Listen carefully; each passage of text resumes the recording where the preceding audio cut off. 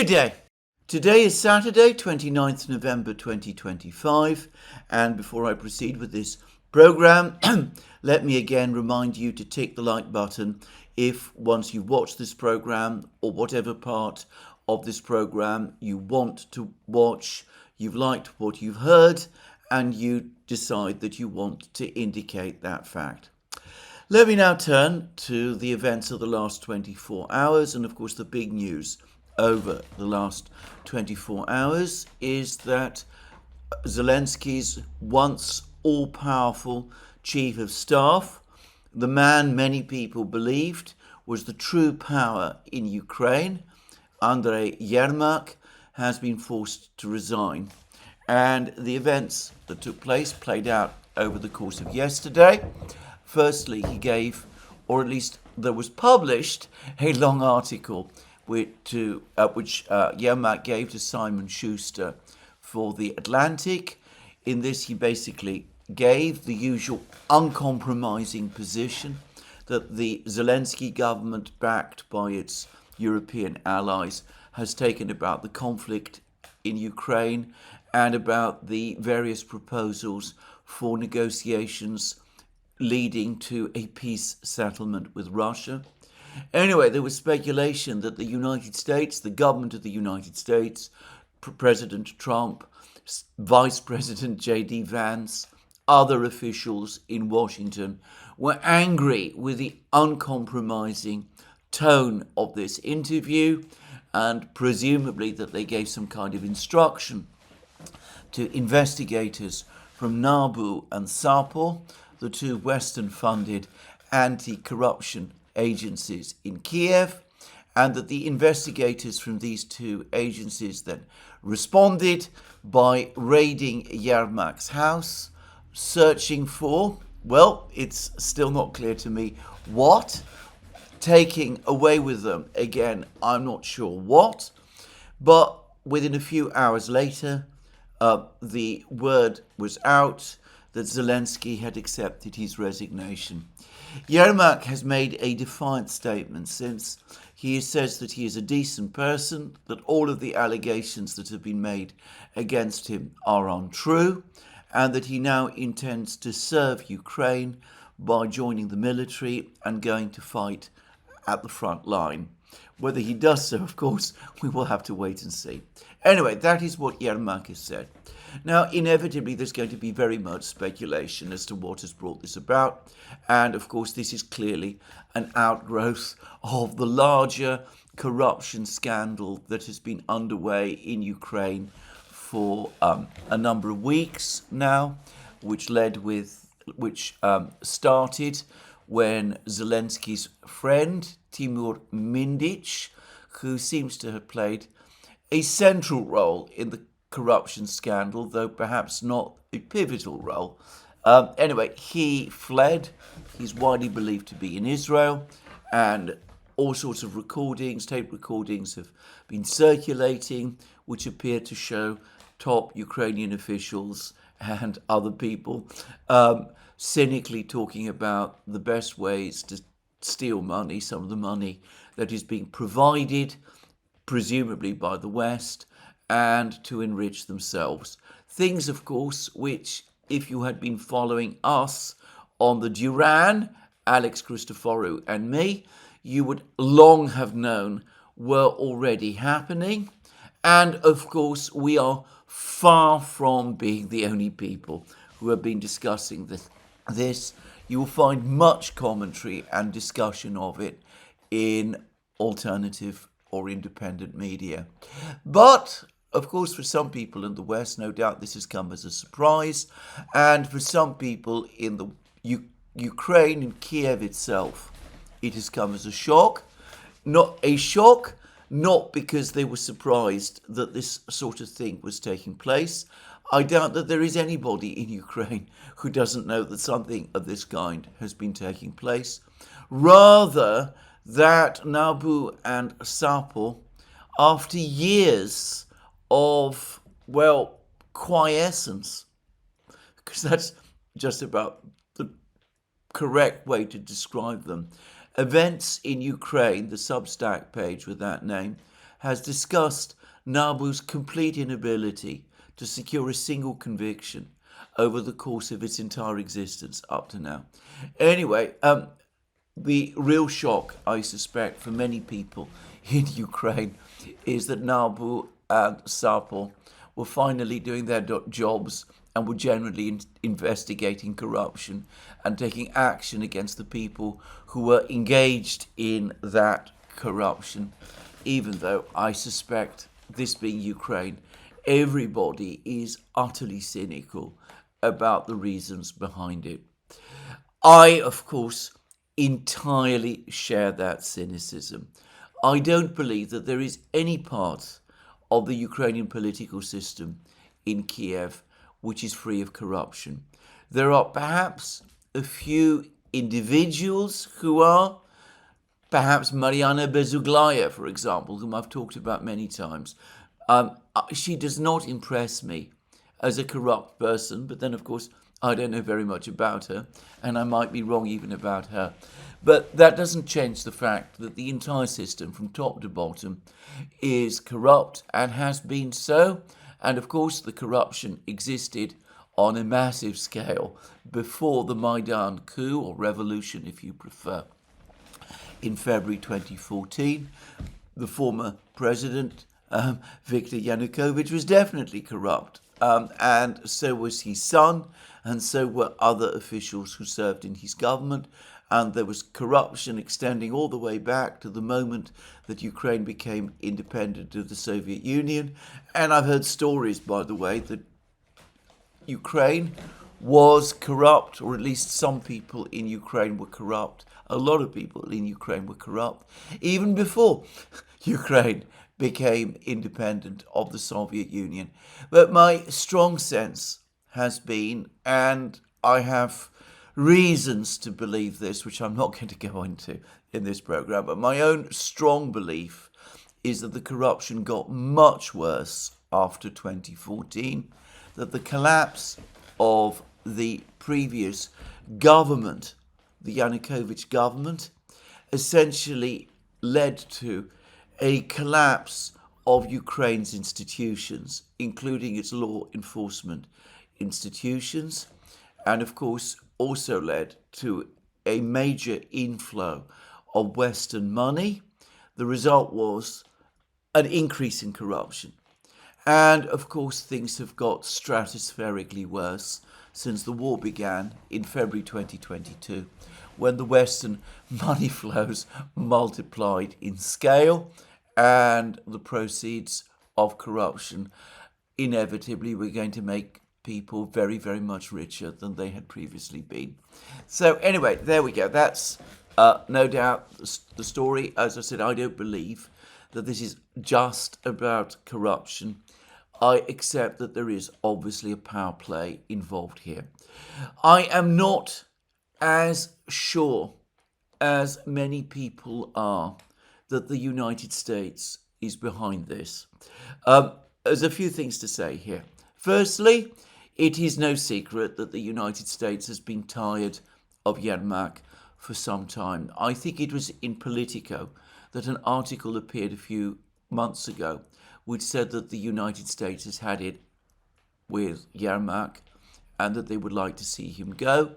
And there are reports that US officials have tried to persuade Zelensky to remove Yermak at various times. So I'm not suggesting that the Americans have not wanted him to go and might not be happy to see him go. I'm not sure whether it is quite as straightforward as someone in Washington, J.D. Vance, CIA Director Ratcliffe, someone in the FBI, or Kash Patel perhaps. Anyway, someone in Washington simply picking up the phone and calling Nabu and saying, we don't like this article that Yermak has just given to the Atlantic, so please go round, raid his house, find what you can there, and engineer his removal. I'm not saying that that sort of thing doesn't happen, and I'm not saying that it is completely impossible. There's just a few points, however, that I would make. Firstly, as I understand it, since USAID was shut down earlier this year, Nabu and Sappo have not been funded by the United States. They have been funded by the European Union. So the United States does not have the tight control over Nabu and Sappo that it once did. And moreover, my understanding is that American control of Nabu and Sappo was historically exercised by the embassy, the US embassy in Kiev. And from what I've heard, the embassy in Kiev, the US embassy in Kiev, is currently itself in the process of a rather disruptive transition. A few weeks ago, the ambassador, the US ambassador to Ukraine, the long-standing US ambassador to Ukraine, who had been a fervid supporter of Zelensky's and of Ukraine's cause, and who had been appointed, I believe, during the time of Biden's administration. Anyway, she resigned. I'm not certain whether there is a replacement who has taken her position. And anyway, I understand that there's been considerable disruption and turnover of positions within the embassy, and instability about what it's what it's doing and what its exact role in the new Trump administration is. So, well, I'm not saying that these are unanswerable obstacles to the Americans engineering this event, this latest event. No doubt if the Americans did put pressure on Nabu and Sappo to come after Yermak, they would probably still have done that. But I'm not sure that it is quite as straightforward and as simple as people suppose. One thing I will say is that if the Americans did indeed, if it was indeed the Americans who engineered Yermak's removal yesterday, then that almost certainly was not connected to the interview Yermak gave to Simon Schuster and The Atlantic, which, as far as I could see, was largely boilerplate stuff, the sort of things that Yermak and other Ukrainian officials regularly say. Far more likely, what would have worried and angered the Americans was the announcement from Kiev that Yermak was going to lead the Ukrainian delegation that is coming to the United States, to Miami, in fact, in a few days, to meet with Witkoff and Kushner there in order to discuss in advance Witkoff's and Kushner's trip to Moscow and their meetings with the Russians and specifically with Putin. And I can well imagine that the Americans, who have long since come to view Yermak as the man who is one of the people who is the most obstructive in any settlement negotiations with the Russians, and the man who has had established very close ties with the Europeans, they might not take it well that he had been appointed to head this delegation to the United States at this critical time. Having said that, to repeat again, I am not 100% convinced that the Americans played a decisive role or were even necessarily involved.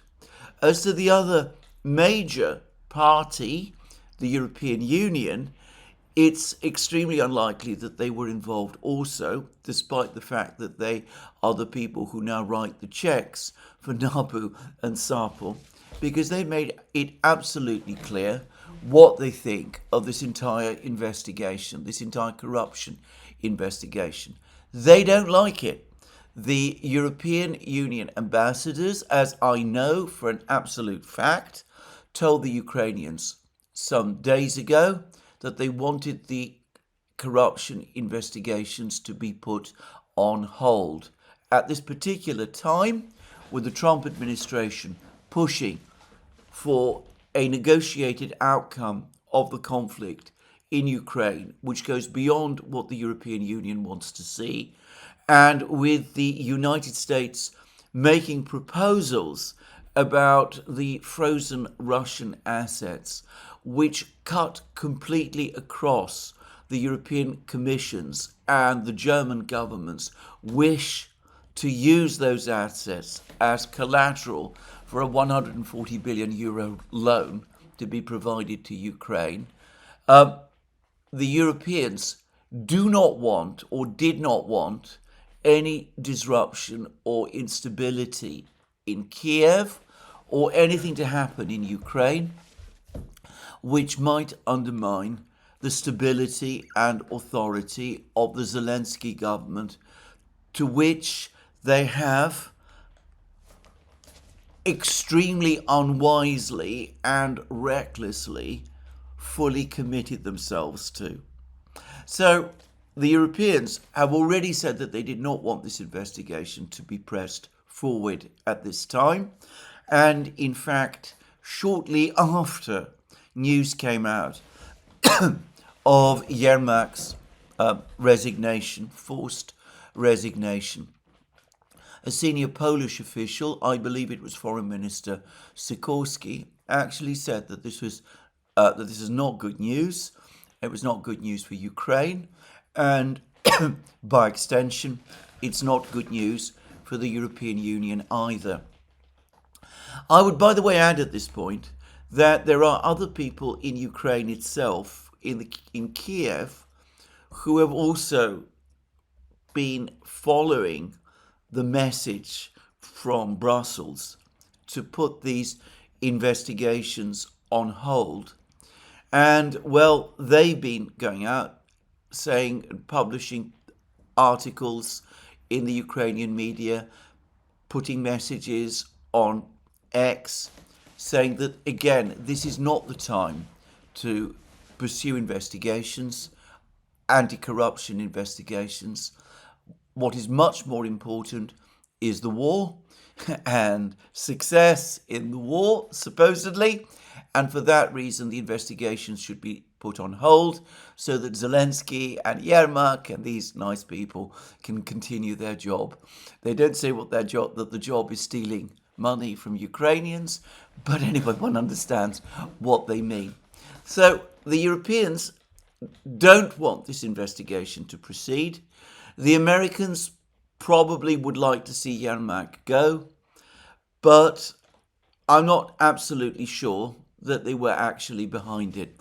I think a lot of people who discuss this internal scandal in Ukraine overlook the fact that there is a political crisis underway in Ukraine already. And the best discussion of this has come from Strana, which is a dissident Ukrainian newspaper, or magazine rather, website, which is now published outside Ukraine. They write, I believe, in Ukrainian and Russian. And I'm taking these extracts from this article, from the translation generously provided to me by the British historian Jeff Roberts. And first of all, Strana acknowledges that this is a major blow for Zelensky himself. And then it says this: the head of the presidential office, Andre Yermach, was a key figure in Zelensky's inner circle. Although Yermak will likely try to maintain his control by appointing a close associate as the new head of the office. I wonder whether that is possible, by the way.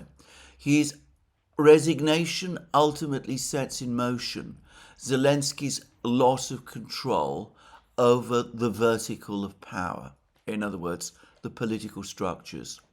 Yermak was actually fired not by his boss, Zelensky, but by Nabu. Even before he was charged, the president dismissed his closest associates, following only a search public outcry and pressure from opposition politicians, and we will come to that in a moment.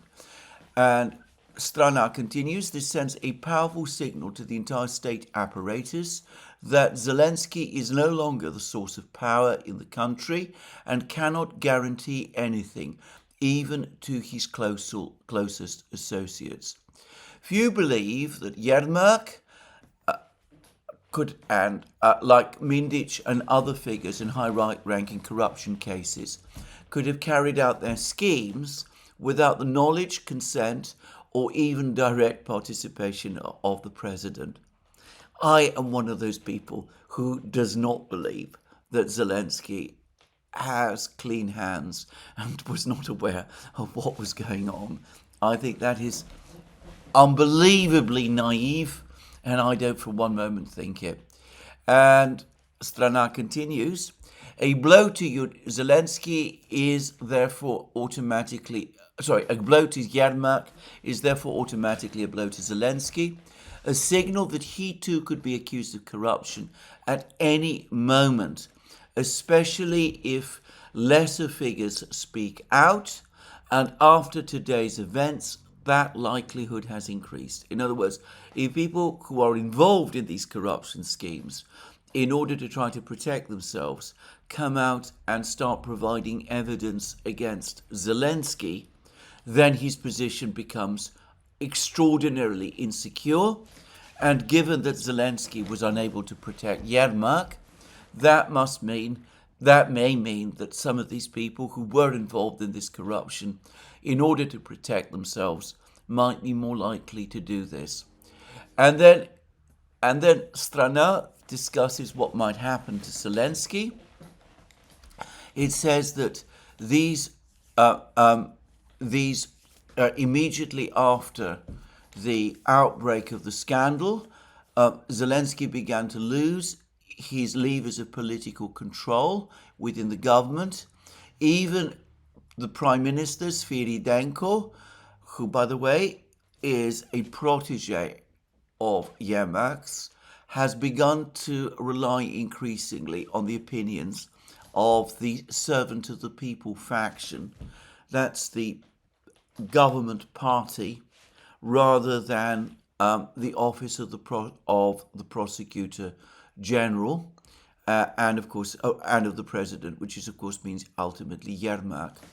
And the article continues: the SBU, that's Ukraine's major counterintelligence and intelligence agency, and the prosecutor general's office also began to sabotage various political instructions from the president's office, in other words, from Yermak and from Zelensky. Now all these processes will accelerate dramatically. The only question is, how will Zelensky lose his remaining power? And then the article continues by suggesting that the preferred option of at least some of the plotters, and we'll come in a moment to who those plotters might be. Anyway, that the preferred option is to keep Zelensky in office as president, but to reduce his power and, in effect, to transfer power to someone else. Now, that then brings us to the individual who, in Ukraine itself, some are suggesting is playing the largest role in this scandal, and that is David Arakhamia, who is the leader of the Servant of the People faction, in other words, Zelensky's faction, which has the majority position in the Ukrainian parliament. Now, Arakhamia is an interesting man. He's not actually ethnically Ukrainian. He's Georgian, but he came to Ukraine back in 1992, and he has lived all his adult life in Ukraine, and he studied in Kiev University, and he's fully assimilated into the Ukrainian political system. Anyway, Arakhamia has also been close to Zelensky in the past. He was Zelensky's chief negotiator in the negotiations with the Russians in spring in the spring of 2022, which led to the drafting and initialing of the Istanbul Agreement of April 2022. And he has been, throughout this time, the parliamentary leader of Zelensky's faction. However, it's been widely believed that he has also been a rival of Yermak's, and that the two men don't get on, and that Arakhamia basically has long wanted Yermak's job, or at least, if not his job, then at least the influence that Yermak has had over Zelensky and over the political system. And it is not impossible that Arakhamia is at least partly involved in the scandal and in arranging the pressure on Yermak by Nabu and Sappo and all of the other investigations that we have been hearing about. I don't know that it is the case, but it is at least a possibility. And then, of course, there are Zelensky's other enemies, people like Poroshenko and Klitschko, the mayor of Kiev, and others as well. They have been active, trying to engineer Zelensky's removal at various times and Poroshenko's return to the post of president, or at least return to a similar position in some form. And of course, there's also been the strange figure, the difficult, complex figure of Zelensky, far away in exile, comfortable exile, as ambassador in London, but nonetheless, apparently, still playing some kind of a role in Kiev politics. If this snake pit, which is Kiev, can be described with the dignified word politics. Anyway, there we go. So all of these people in Kiev might be playing a role here, and they might all be intriguing with each other, and they might all be trying in some way to cut Zelensky down, or ultimately even to replace him. And in order to cut down Zelensky, they would have to get rid of Yermak. And just to say again, these people have agency. They have a role to play in Ukraine, or are playing a role in Ukraine. It's not inconceivable that they have their friends in Nabu and Sappo. I am sure that Poroshenko, for example, does. And it could be that some of the people in Nabu and Sappo are acting on the behalf of these various factions rather than at the bidding of the United States. Anyway, I'm not going to discuss this further. I am not someone who knows very much about the snake pit in Kiev. If you want to read about it, go to, as I said, to Strana, and Events in Ukraine covers this sort of thing really very well. It's easy, I think, when talking about Yermak's fall, to miss the bigger picture. Whoever was behind it, the Americans, Arakhamia, Poroshenko and Klitschko, Budanov, others are suggesting him, whoever ultimately was behind it, perhaps all of them in combination with behind it together. The key thing to understand is that the Zelensky regime is unraveling. After Donald Trump, or rather after Witkoff and Kushner presented their 28-point plan, there was, as I said, a brief moment of stabilization. Kiev was shocked that the plan, altogether about the plan, nobody in Kiev wanted to see it implemented. There was a kind of rally round Zelensky. The European Union was shocked as well, and they told their friends in Kiev. Bring this all to a stop, put it on hold.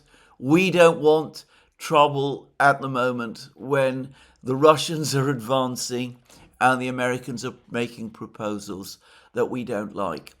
But that brief moment of stabilization, which included Zelensky having a showdown with Arakhamia and his parliamentary faction, and telling them categorically that Yermak and the other person who's close to Zelensky and who's also under investigation, Yermak and Umerov, stay. Anyway, that moment of stabilization has passed, and the crisis has deepened, and it's taken another turn. And it's not just a crisis for Zelensky, but it's a symptom of the broader crisis which is facing Ukraine. For one thing, losing Yermak is also a way, if you like, of Yermak himself departing the scene. If there are investigators coming after him, if Yermak himself is perhaps starting to worry that the Russians are going to close in on Kiev before long, well, he doesn't want to be in Kiev for much longer, and it's his way, of course, also to get out. But one way or the other, the key thing to understand is that this corruption crisis could not be taking place if there was not a broader crisis affecting the whole of Ukraine.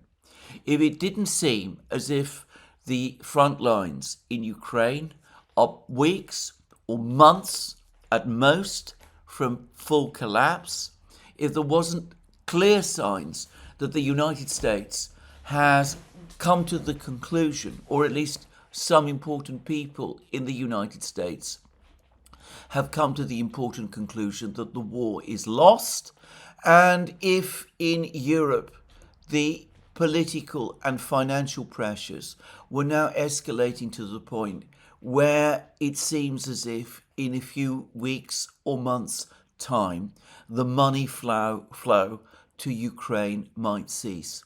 Now, there's been a long article about this whole situation in the Financial Times. It came out yesterday, and the article is about Ursula's and Merz's plan to give Ukraine a 140 billion euro loan using the frozen Russian assets held by Euroclear, which are the Russian central bank's assets, as collateral. Now, the Belgian Prime Minister, Bart de Wever, has apparently written a letter which strongly opposes this entire proposal. In fact, according to the Financial Times, which has seen this letter, de Wever in the letter says that Ursula's and Merz's proposal is fundamentally wrong. And he says so, basing his views on what the chief executive of Euroclear has said, that the whole plan looks legally dubious and could fail in a court with catastrophic consequences for Euroclear if that were to happen. Now, to repeat again, if something like that were to happen, it would be Euroclear itself that would be sued by the Russians, not necessarily in a European court, perhaps in an Asian court. And of course, these comments by the chief executive of Euroclear would inevitably be seen by any judge hearing that case as an admission by Euroclear about the fact that this entire scheme, the scheme that Ursula and Merz have cobbled together, is illegal. And in the letter, according to the Financial Times, de Wever warns that any rapid finalization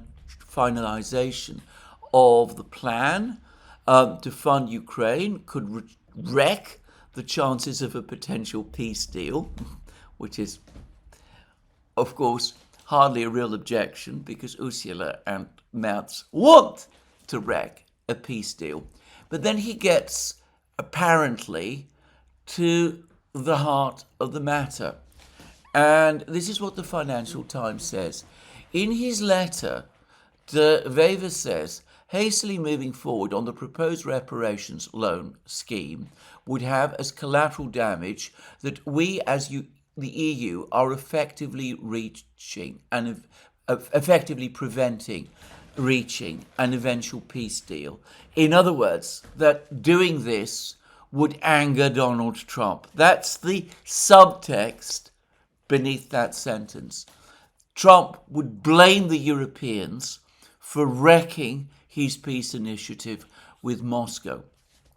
And then De Wever continues, as a precondition for Belgium to support this plan, EU member states must provide Euroclear with binding commitments to cover the 185 billion euros of Russian assets held at the depository should the loan go sour, which of course it will, as everybody knows, or sanctions against Russian assets be lifted. EU countries must sign up to legally binding, and these words are in apparently the letter. This is a direct quote from the letter. Legally binding, unconditional, irrevocable, on-demand, joint and several guarantees in relation to the 158 billion euros by the time of the Leaders' Summit in Brussels in December. Now that is extraordinary demand, legally binding, so they can't resile from it, unconditional, irrevocable, so they can't say at some point, well, we've changed our minds and we're going to pull out of this, on demand, and then perhaps the most powerful and the most alarming for the Europeans of all, joint and several guarantees. Now, joint and several liability is a concept very well known to lawyers.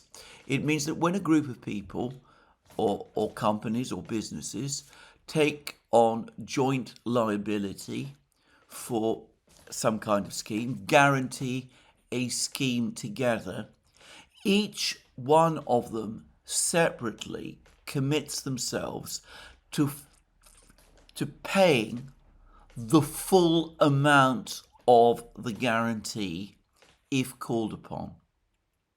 So, it would not be the case, for example, that if the Russians came after Euroclear and Euroclear lost the case and the Russians wanted the 185 billion euros back and the 185 billion euros were no longer there to give them, it would not be the case that Euroclear would go to each and every single European country one by one and ask them, can you please provide us with a proportion of this money? Euroclear would be able to go to each and every European member state and ask each one to pay the full 185 billion euros. So they could come to Merz and they'd say, this was your crazy idea. Now we've lost the case. Germany, please give us 185 billion euros. Or they could go to Macron in France and they would say, look, it was you supported this idiotic idea. Give us 185 billion euros. Or they could go across the border to the Netherlands and they could ask the Netherlands for 185 billion euros. They could go to any country in the European Union and they could ask that country to provide the full amount. And then it would be for that country, after it had paid the full 185 billion euros to Euroclear, to then go after all of the other co-guarantors in order to get from them payment of their share of the guarantee. So let's assume it's Germany, and of course it is Germany that is the country that De Wever undoubtedly has in mind. If it's Germany that gets landed with this entire bill, then what Merz would have to do is he'd have to knock on the doors of all the co-guarantors, France, Italy, the Netherlands, Denmark, Sweden, whichever, and would have to get them to agree to pay a proportion of the 185 billion euros to Germany to make up the difference. Everybody would be on the hook, but one party would be on the hook immediately. They would have to pay unconditionally, irrevocably, on demand, according to De Wever's letter. And as the Financial Times points out, the letter is so similar in its language and in its views to those of the chief executive of Euroclear, which I discussed in a recent programme, that I cannot help but think that Euroclear has played an instrumental role in drafting this letter. And De Wever, according to the Financial Times, in this letter also said that other EU countries must agree to share the financial burden of any legal proceedings arising from the loan. So if there's a court case in, say, Singapore, the European Union must pay the legal fees, not just Belgium, and not just Euroclear. And De Wever also demanded that any frozen assets held in any other EU countries must be used for the loan as well. So, coming back to his initial point, this whole idea is fundamentally wrong, and it is so wrong that he clearly expects, as does Euroclear, that in any court case they're going to lose, and therefore they want Germany, in effect, to give an unconditional guarantee to cover the entire loan, and it would then be left to Germany, if this all went to go wrong and Euroclear were to lose the court case, which it almost certainly would. In fact, I have to say this, given all that's been said and written by now, I'm not even sure that Euroclear intends to defend the court case if it is ever brought. I can very easily imagine that Euroclear, in order to limit the reputational damage and the costs, would simply admit the case, plead force majeure, in other words, that it was strong-armed into doing it by the European Union, and then invoke the guarantee, getting Germany to pay. So, anyway, De Wever says this is all fundamentally wrong. And I have to say this letter sounds, from what the Financial Times is saying, as so strong that I don't myself think now that this whole scheme is going to crystallise, that this is ever going to happen. Is Merz, even Merz, going to put Germany on the hook for 185 billion euros? So, coming back to the mood in Kiev, they must have some inkling of some of this. Some of them, of course, read the Financial Times. That article came out yesterday, by the way, but it's likely that people in Kiev were being tipped off about the situation previously by people in the EU, that Euroclear and the Belgians were digging in their heels, and the obstacles now look overwhelming and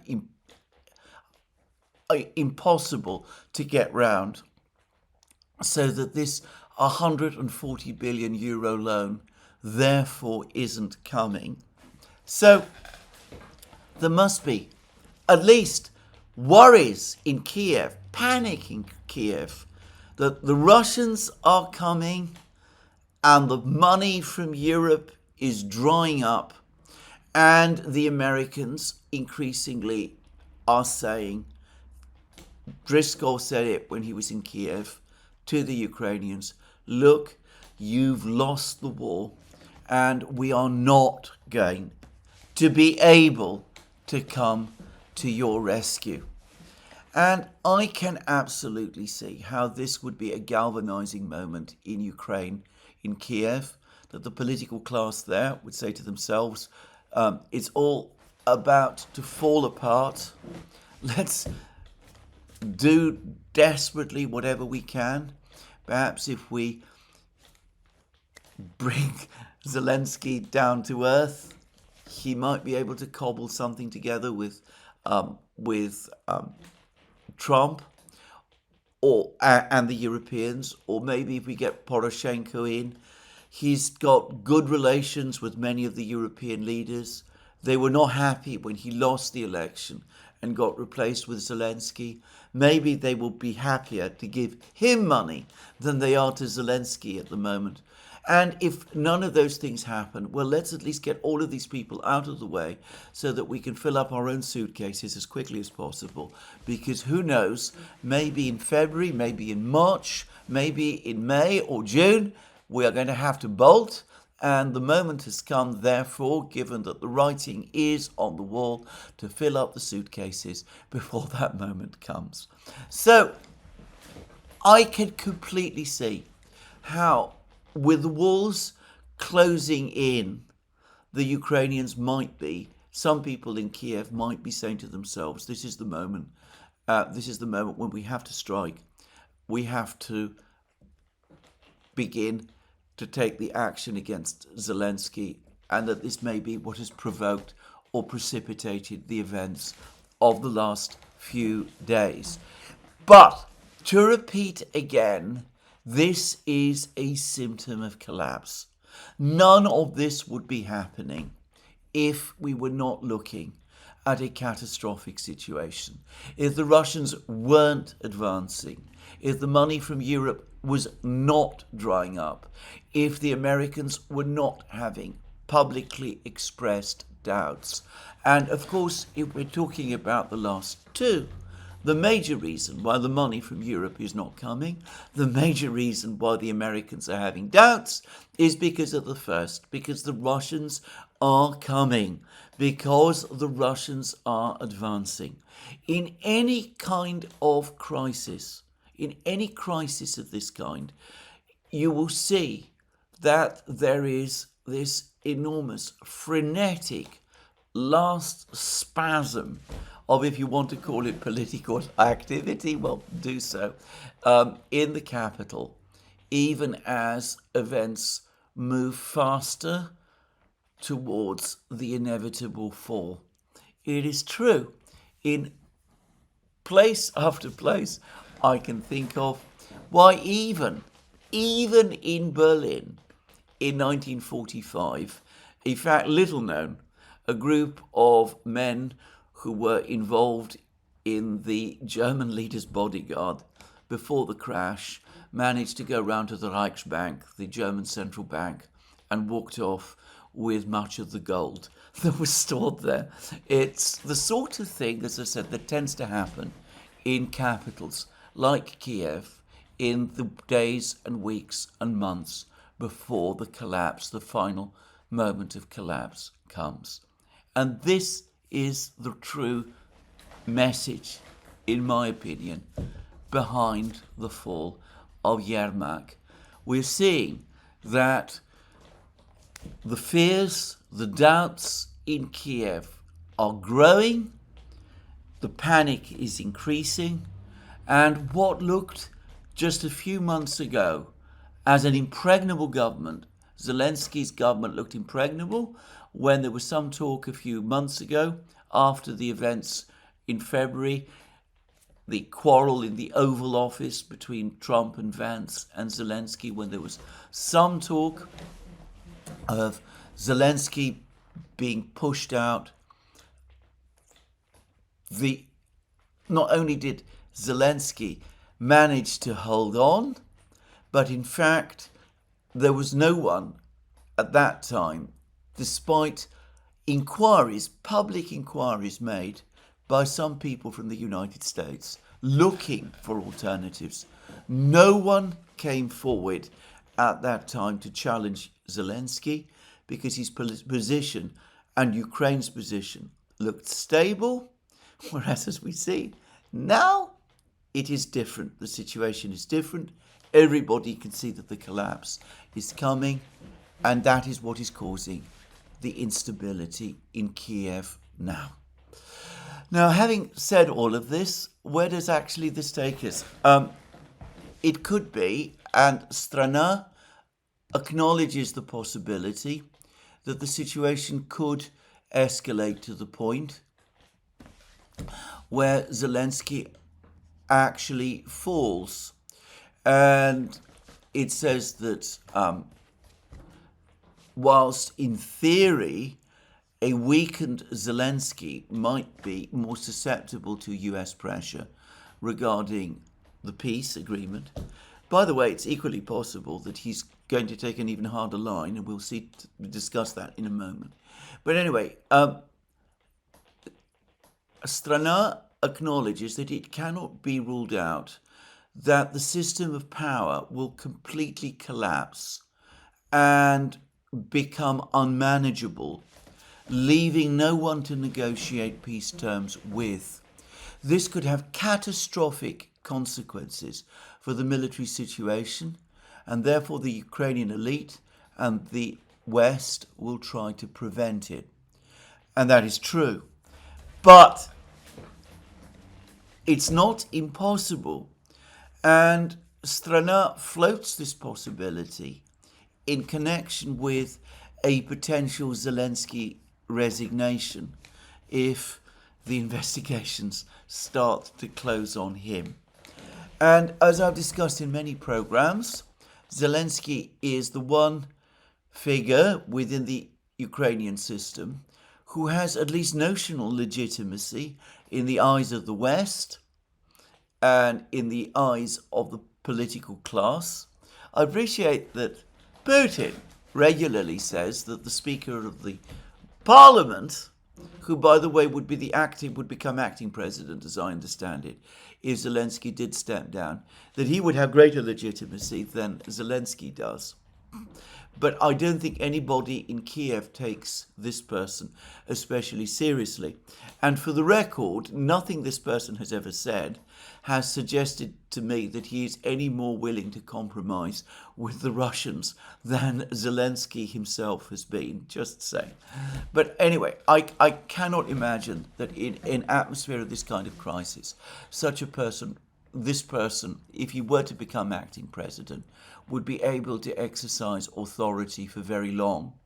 And given the immense difficulties of organizing elections, it's indeed possible that a Zelensky resignation, indeed highly likely that a Zelensky resignation, would merely accelerate the collapse, with all of the various factions in Kiev fighting each other, battling with each other, and each of them trying to take with them as much as they can so that they have something before the walls close in and they have to get out. So anyway, that's my take on this. Now, Zelensky himself says that he is going to appoint chief of staff, a new chief of staff, before very long. We'll see who that is.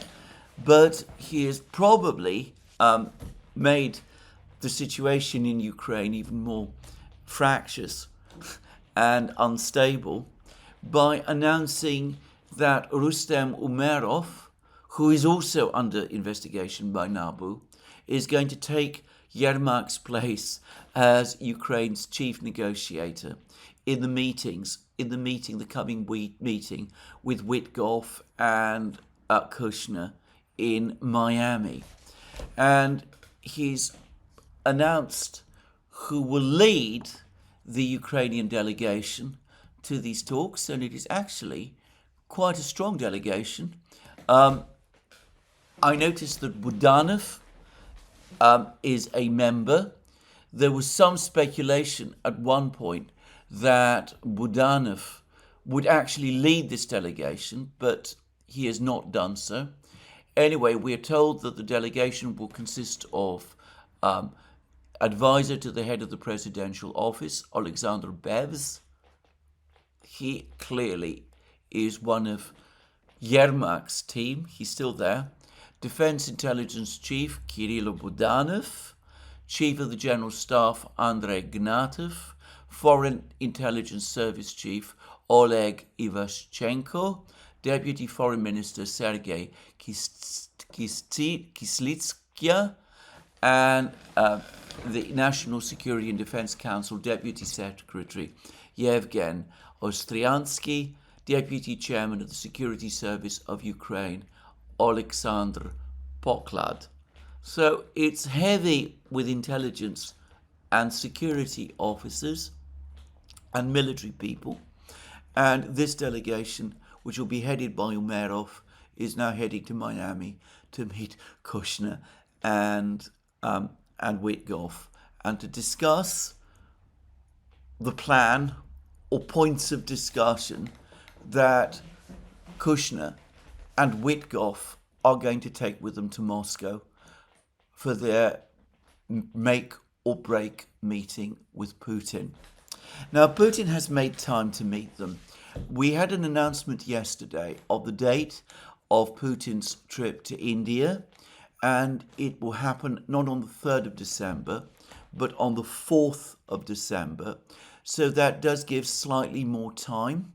I'm guessing that means that Kushner and Witkoff and perhaps Driscoll will be traveling to Moscow at the start of next week, perhaps on Sunday or Monday, and could be meeting Putin and the other Russian officials fairly quickly. And Putin, of course, has already spoken about the fact that what he's been presented with are simply points of discussion, and the Russians will put together a team, and the team will include people from the foreign ministry, as Putin explained in his press conference that I discussed yesterday, and Medinsky and Ushakov.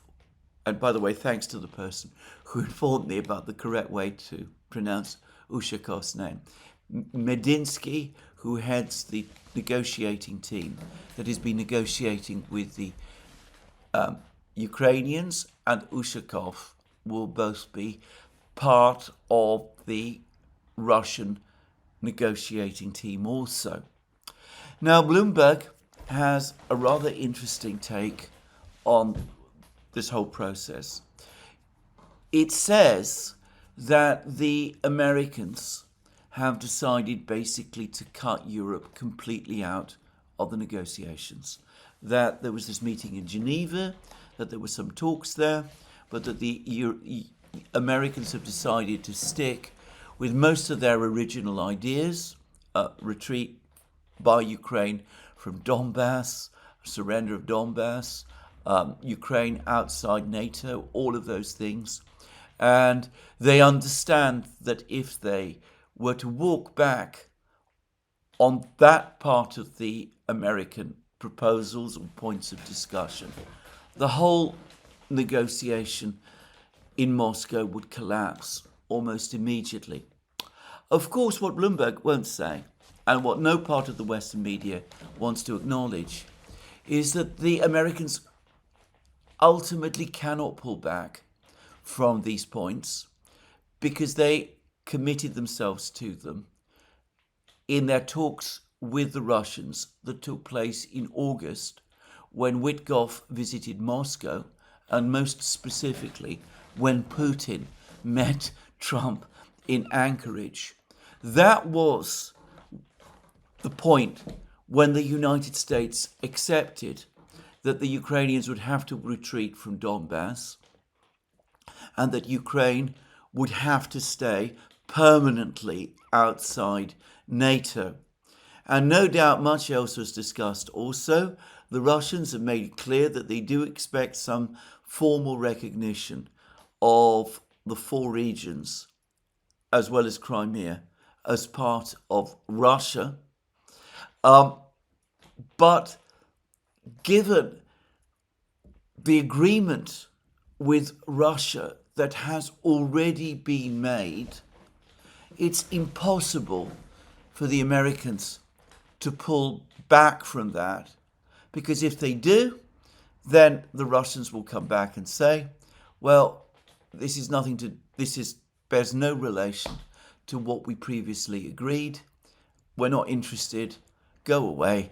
We will continue with the war.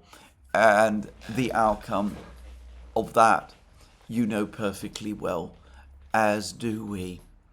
So the Americans have less room to negotiate with the Russians than I think some people in Europe, and certainly in the media, want to understand. Just say. Anyway, that's the rumour, and that is the speculation. We'll have to wait and see what actually happens.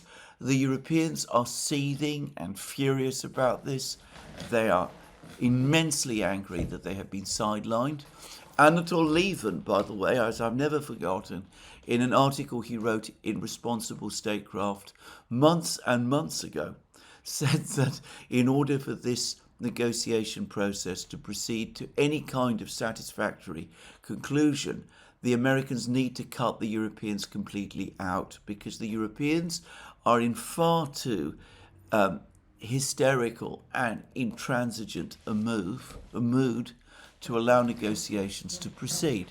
And Alex Christoforou and I, by the way, made that same point just a few months before, in August 2024, when we said that we didn't think that it made much sense for the United States to involve itself in negotiations anyway, precisely because the obstruction from Europe, from within Europe, and from the neocons and their allies in the United States would be too strong. But anyway, that's apparently where we are.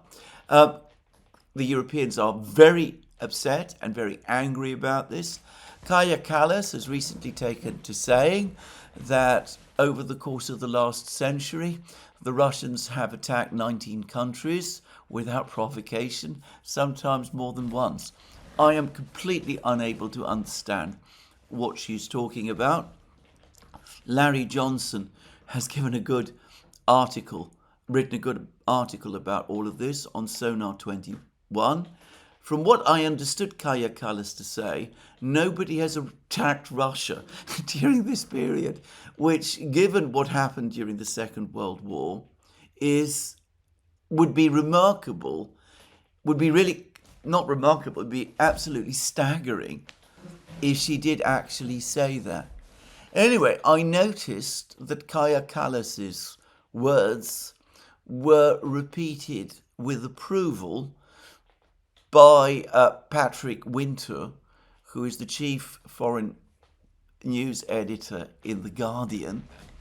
And, well, as I said, I find that absolutely bizarre. But anyway, that gives one a sense of how angry and upset the Europeans are about this whole process. It takes restating, however, that the Russians have already made it very clear already, that there is no agreement or draft agreement in existence. There's only a series of discussion points that the Americans have put together based on what they agreed with the Russians in Alaska. And the Russians have said that they are prepared to negotiate about them in detail, but the Russians expect that this will be a detailed negotiation between properly constituted negotiating teams.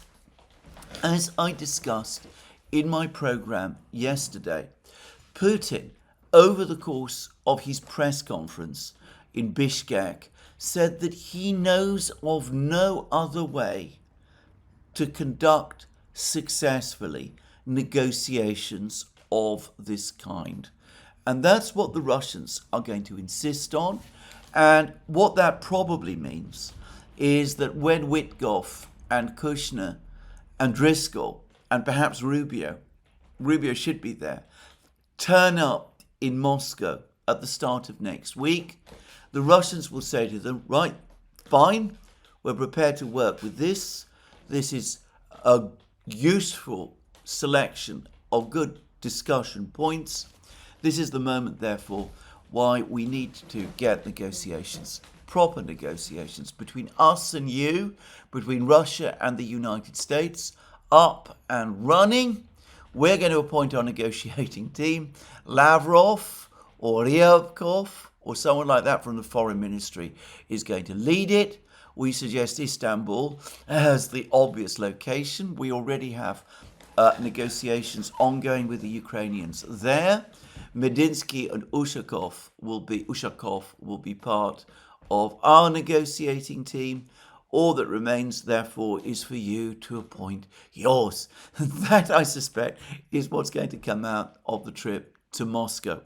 And the reason I think it's going to be Istanbul, by the way, is not just because this is where the Russians and the Ukrainians have already been meeting and holding discussions, but because yesterday there were reports that Sergei Narishkin, who is the head of Russia's chief intelligence agency, the SVR, went to Turkey, and I've seen claims that he met President Erdogan himself, and I suspect that the Russians are discussing with Erdogan arrangements for Istanbul to become the location of the big negotiations, this time between America and Russia, which will come.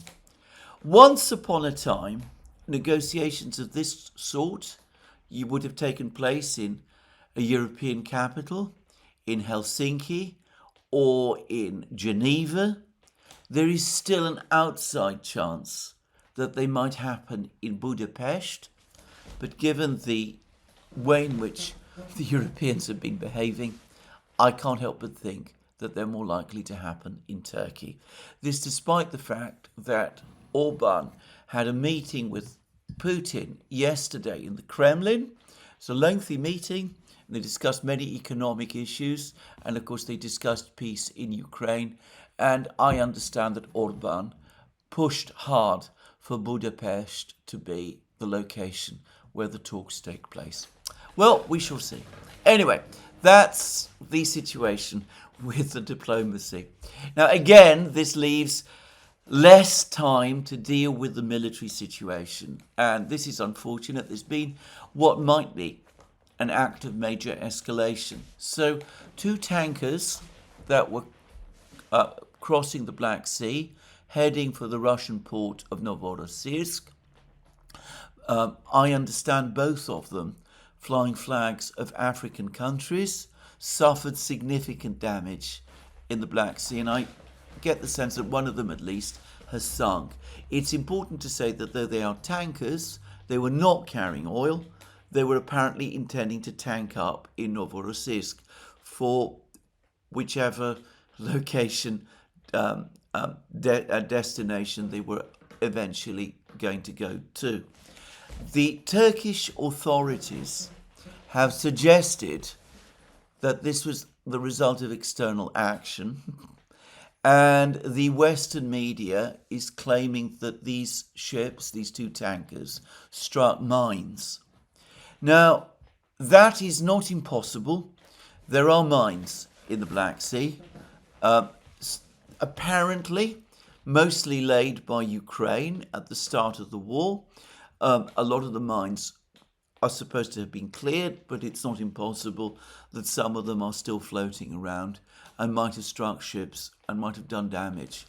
But the Russian media space is full of allegations that, in fact, the tankers were not struck by mines at all, that they were attacked by Ukrainian drones. And there are even stories of 2 Ukrainian boats that left harbour in Ukraine, and which were probably used to launch and pilot the drones which attacked these ships. Now, that would make it a deliberate attack on these two tankers, and that would be a massive escalation. It would be a criminal act. It would be an attack on the high seas. I'm not an expert in this area, but I would guess that this would constitute, by the way, an act of piracy. Just saying. An act of this kind on the high seas. But of course, if it was seen by the Russians and by others as some kind of an attempt by Ukraine to impose some kind of physical blockade on Russian oil exports through the Black Sea, then it is overwhelmingly likely, it would almost overwhelmingly likely provoke a very, very strong Russian reaction and a major escalation by Moscow. And of course, it would also lose Ukraine more friends around the world. Now, the fact that this attack has happened at this particular time and in this particular way could be because orders were given a few weeks ago and the Ukrainian special services were still acting to those orders.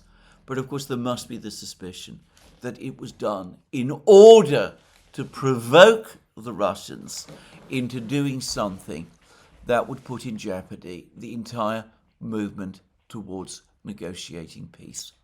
Anyway, let's discuss other things that happened last night. Last night, the Russians conducted another gigantic missile and drone strike on Kiev itself. Now, I have no clear information about the effect of this strike, though I understand it was as big as any of the others that have taken place up to now.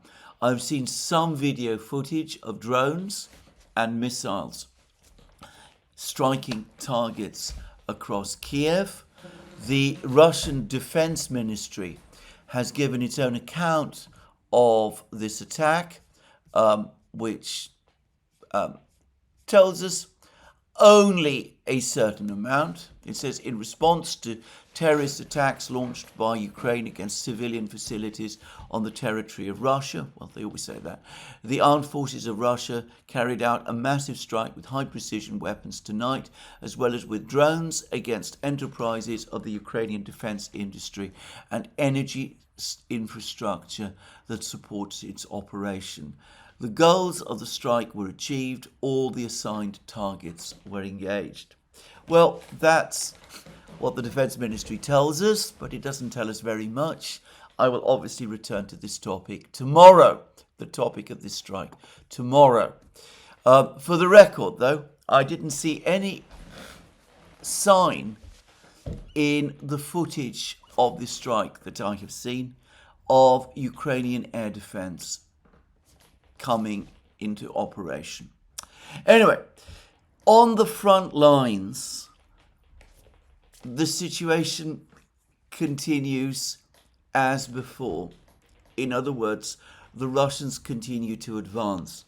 Now, there has been growing alarm and some anger in Ukraine about the situation in Gulyapolye. There are reports that a Ukrainian brigade that was defending Gulyapolye has basically broken with the soldiers, its soldiers, fleeing from their positions, firstly in villages that were located to the east of Gulyapolye, and then from Gulyapolye itself. There are further reports that the Ukrainians have rushed more experienced and tougher troops to Gulyapolye to try to stem the ongoing collapse, but that they are massively outnumbered by the Russians, that the Russians have captured significant parts of Gulyapolye, and that fighting is now taking place in the very center of the town, and that the Russians are likely to capture Gulyapolye within the next couple of days. Now, things like this have happened before. Ocheretino, in the spring of 2024, was captured by the Russians, also following a collapse of Ukrainian resistance, somewhat like this. In the late summer of 2024, a town called Novogrodivka also fell to the Russians in a similar way.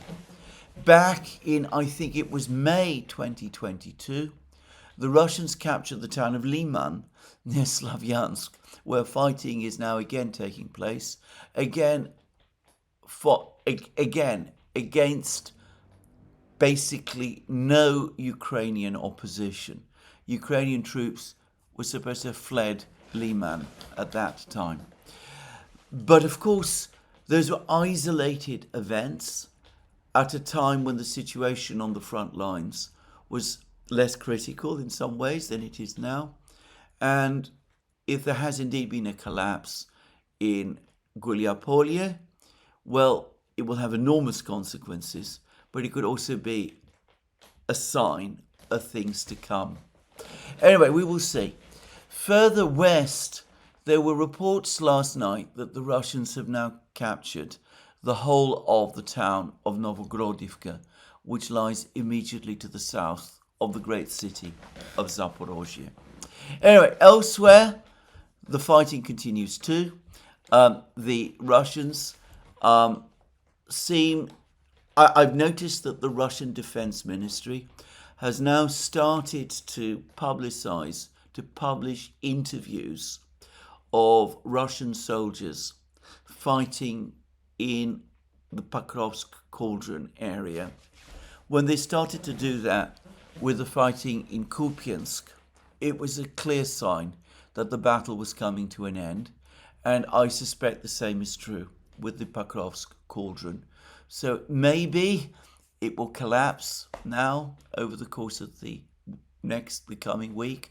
We shall see. And further to the north and east, the situation in Siversk, Liman, looks to be as terrible as ever.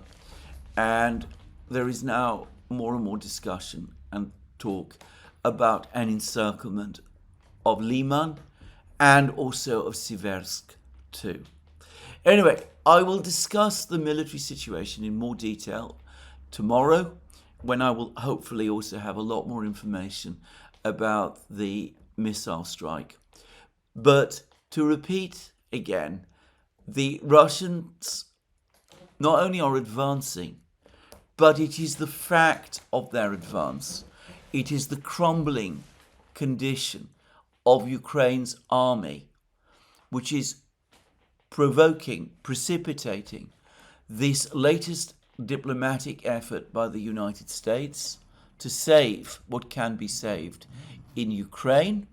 And it is also what lies behind the political crisis in Kiev and the Zelensky regime's unraveling. We're not at the end. We still have some way to go, but the end is in sight now. It may take a while. I wonder how difficult and protracted and complex the negotiations between the Americans and the Russians are going to turn out to be. I wonder how stable the situation in Kiev is going to continue to be. But the only question now is whether the Russians ultimately prefer to stop at some point where something of Ukraine is preserved, perhaps all of Ukraine west of the Dnieper, and whether that can be negotiated, or whether the Russians are going to conclude that the negotiations are not addressing their concerns, and that it makes more sense for them to continue to fight and go on till the very end. Anyway, that's where I'm going to finish today's program. Let me remind you again that you can find all our programs on our various platforms, Locals, Rumble and X. You can support our work via Patreon and Subscribestar. Links under this video. Please also remember to go to our shop. And last but not least, please also remember to tick the like button and to check your subscription to this channel if you've liked this program.